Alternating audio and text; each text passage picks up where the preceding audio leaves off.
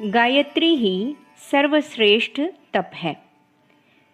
गत अंक में बताया जा चुका है कि तप के घर्षण से ही शक्ति उत्पन्न होती है और उस शक्ति से ही संसार के सब कार्य चलते हैं।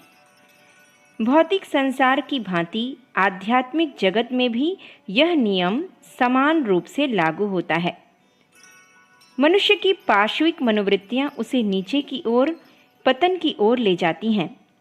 यदि उसे ऊंचा उठना है तो विशेष तत्परता पूर्वक प्रयत्न करना पड़ता है।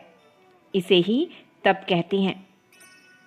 पानी को कहीं भी छोड़िए, वह नीचे ही बहेगा, पर उसे नीचे की ओर से ऊपर की ओर ले जाना हो तो विशेष प्रयत्न करना पड़ेगा। ऊपर से कोई चीज़ छोड़ी जाए तो वह क्षण भर में नीचे गिर पड़ेगी, किंतु यदि नीचे से कोई चीज़ ऊपर ले जानी हो तो उसके लिए बहुत साधन एवं उपकरण एकत्रित करने पड़ेंगे। पतनोन्मुखी मनोवृत्तियों को ऊर्ध्वगामी बनाने के लिए तप ही एकमात्र उपाय माना गया है। मनुष्य के सामने दो ही मार्ग हैं, तप या पत। दोनों एक दूसरे के उल्टे हैं।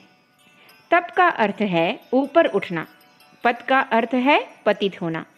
जो तप नहीं करता उसे आध्यात्मिक पतन की ओर चलना पड़ेगा, और जो आत्मिक पतन से बचना चाहता है उसे तपन के लिए अग्रसर होना पड़ेगा।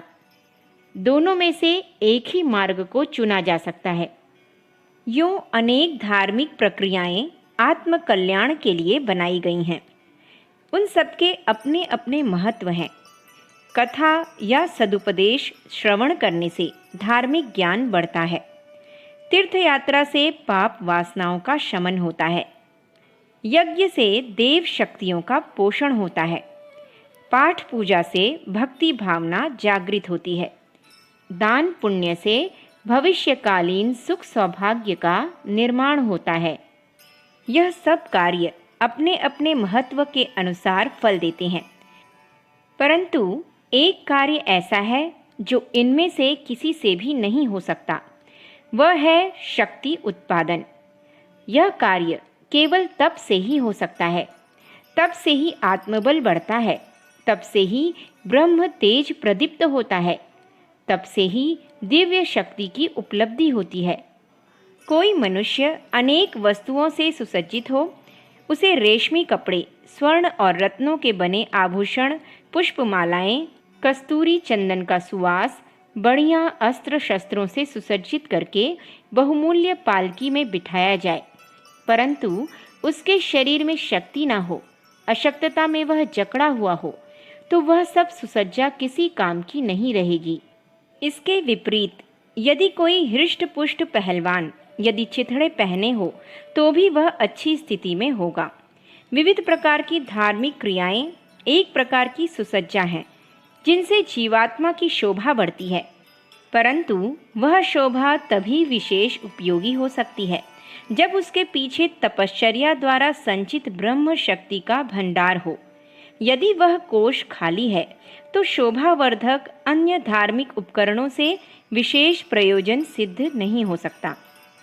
साधन संपन्न धनी मानी लोग अपना थोड़ा सा समय और धन देकर आसानी से अन्य धार्मिक प्रक्रियाएं पूरा कर सकती हैं।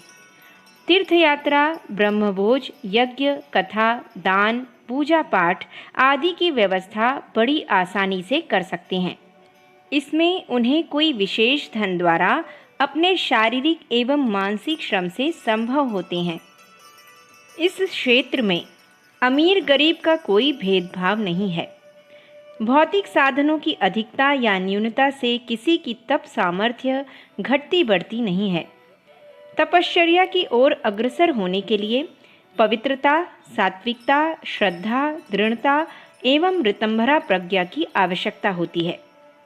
अन्य धार्मिक क्रियाओं से केवल मनोभूमि निर्माण का कार्य होता है, परंतु तप तो बीज बोने के समान है, जिसका पौधा उत्पन्न होना और उसका पत्र पल्लवों, फल फूलों से लदना अवश्यम भावी है। तप एक पुरुषार्थ है जिसके द्वारा सिद्धि, शांति, समृद्धि, स्वर्ग एवं मुक्ति जैसी सफलताएं उपार्जित की जाती हैं और पाप, ताप, विघ्न, संकट, प्रारब्ध एवं आसुरी तत्वों को परास्त करके अपने पौरुष का विजय घोष किया जाता है। कहते हैं कि ईश्वर उन्हीं की सहायता करता है जो अपनी सहायता आप करता है। बहादुर और उद्योगी को ही पुरस्कार मिलते हैं। ईश्वरीय कृपा और विशेष सहायता का अधिकारी वही व्यक्ति होता है जो तपश्चर्या द्वारा अपनी प्रामाणिकता सिद्ध कर देता है। अन्य धार्मिक क्रियाएं करके पुण्य लाभ करने वाले व्यक्ति सीमित मर्यादा तक आत्मोन्नति कर लेते हैं, परंतु तप की शक्ति किसी भी सीमा या मर्यादा से बंधी हुई नहीं है। अष्ट सिद्धि, नवनिधि उसके करतलगत हो सकती हैं। वह अपने को पूर्णता के अंतिम लक्ष्य तक पहुंचा सकता है और अपने तेज से अन्य अनेकों को प्रकाश एवं बल प्रदान कर सकता है। तप की सर्वोपरि महत्ता एवं उपयोगिता निर्विवाद है। इसीलिए अनादिकाल से लेकर अद्यावधि सभी श्रेयाकांक्षी तपश्चर्या का मार्ग अपनाते रहे हैं। तप के जितने मार्ग हैं उनमें गायत्री से बढ़कर सुलभ, सुनिश्चित एवं शीघ्र फलदायक और कोई मार्ग नहीं है। केवल हठ योग के षटकर्मों से स्थूल शरीर का शोधन होता है। नेति, धोती, वस्ती, न्योली, कपालभाति, वज्रौली क्रियाएं करने में खतरे बहुत और लाभ कम हैं। केवल नाद योग से सूक्ष्म संवादों, संदेशों को मालूम करना ही संभव है। केवल दृष्टि वेद योग, मैस्मेरिज्म से दूसरों पर कुछ चमत्कारी प्रभाव डाले जा सकते हैं। इसी प्रकार लय योग, ऋजु योग, अभिष्यंद योग, पंचाग्नि योग, प्रत्यावर्तन योग आदि के द्वारा सफलता प्राप्त करने में पूर्ण कुशल गुरु की समीपता आवश्यक है। भूल होने में काफ़ी खतरा है, इतने पर भी लाभ एकांगी है।